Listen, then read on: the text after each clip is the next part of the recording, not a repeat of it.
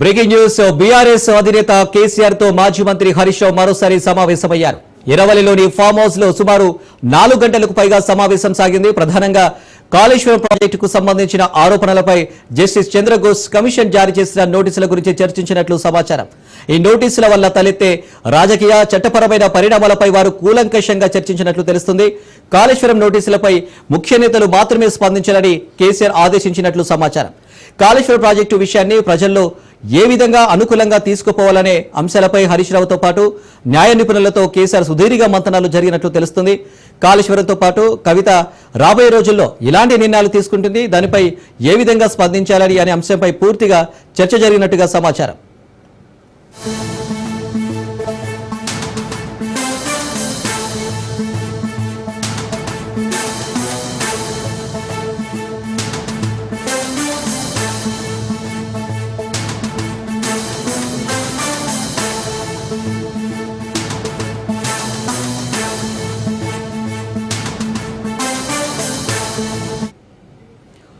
BRS అధినేత కేసీఆర్ తో మాజీ మంత్రి హరీష్ రావు మరోసారి సమావేశమయ్యారు. ఎరవలిలోని ఫామ్ హౌస్ లో సుమారు 4 గంటలకు పైగా సమావేశం సాగింది. ప్రధానంగా కాళేశ్వరం ప్రాజెక్టుకు సంబంధించిన ఆరోపణలపై జస్టిస్ చంద్రఘోష్ కమిషన్ జారీ చేసిన నోటీసుల గురించి చర్చించినట్లు సమాచారం. ఈ నోటీసుల వల్ల తలెత్తే రాజకీయ చట్టపరమైన పరిణామాలపై వారు కూలంకషంగా చర్చించినట్లు తెలుస్తుంది. కాళేశ్వరం నోటీసులపై ముఖ్య నేతలు మాత్రమే స్పందించాలని కేసీఆర్ ఆదేశించినట్లు సమాచారం.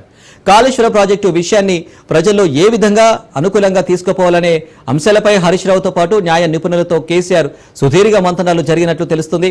కాళేశ్వరంతో పాటు కవిత రాబోయే రోజుల్లో ఎలాంటి నిర్ణయాలు తీసుకుంటుంది, దానిపై ఏ విధంగా స్పందించాలనే అంశంపై కూడా పూర్తిగా చర్చ జరిగినట్టు తెలుస్తుంది.